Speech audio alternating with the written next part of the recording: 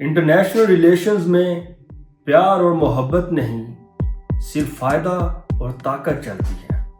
اس بات کو سمجھنے کے لیے ایک سٹوری کی ہیلپ لیتے ہیں کہ دنیا ایک جنگل ہے، اس جنگل میں شیر ہے اور شیر بہت طاقتور ہے۔ اس جنگل میں ہرن بھی ہے اور ہرن بہت کمزور ہے، اور ہرن کے پاس ایک پانی کا چشمہ ہے جس پانی کے چشمے کے اوپر شیر قبضہ کر لیتا ہے۔ ہرن کہتا ہے یہ تو میرا پانی کا چشمہ ہے، یہ تو میرا رائٹ ہے۔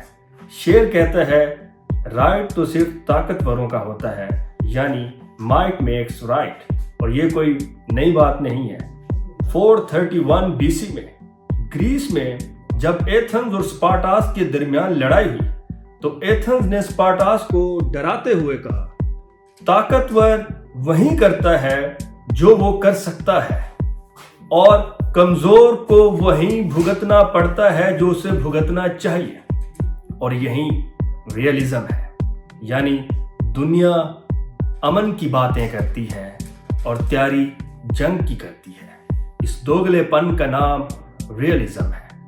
ریئلزم آپ کو جمہوریت کا سنہری مکھوٹا دکھاتی ہے، مگر اس سنہری مکھوٹے کے پیچھے چھپا نیشنل انٹرسٹ ہے۔ طاقتور ممالک کہتے ہیں کہ جمہوریت خوبصورت ہے، جمہوریت میں ہم آزاد ہیں، مگر ریئلزم کے لینس سے اگر دیکھیں تو ہم آج بھی اس سسٹم کے غلام ہیں جو صرف اور صرف طاقتوروں کے لیے کام کرتا ہے۔ Realism is the filter, the beautiful filter. This is what the government calls democracy and progress.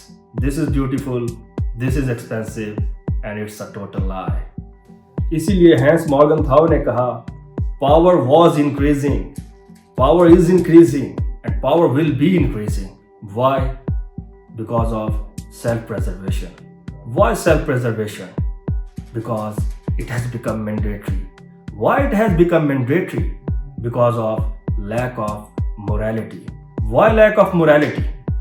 Because we have seen in the history of wars, World War I and World War II. Why wars? Because of power maximization. اور طاقتور countries, powerful countries کا صرف ایک ہی national interest ہے جو کہ صرف اور صرف پاور میکسیمائزیشن کرنا چاہتے ہیں۔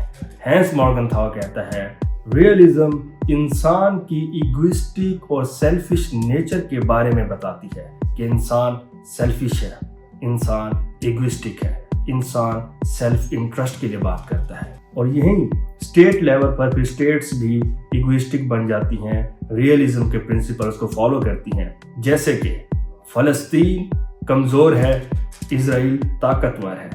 ریئلزم فلسطین میں ہیومن رائٹس کو ایکسپلائٹ کر رہی ہے، ان کے سبجوگیشن کر رہی ہے، ان کو سپریس کر رہی ہے۔ اسی طرح انڈیا کشمیر میں کر رہا ہے، اسی طرح رشیا یوکرین میں کر رہا ہے۔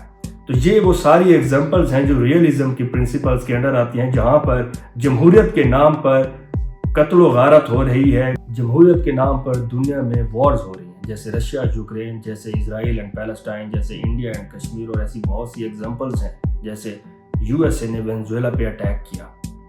ریئلزم یہ کہتا ہے they don't fight for freedom but they fight for natural resources, oil and minerals.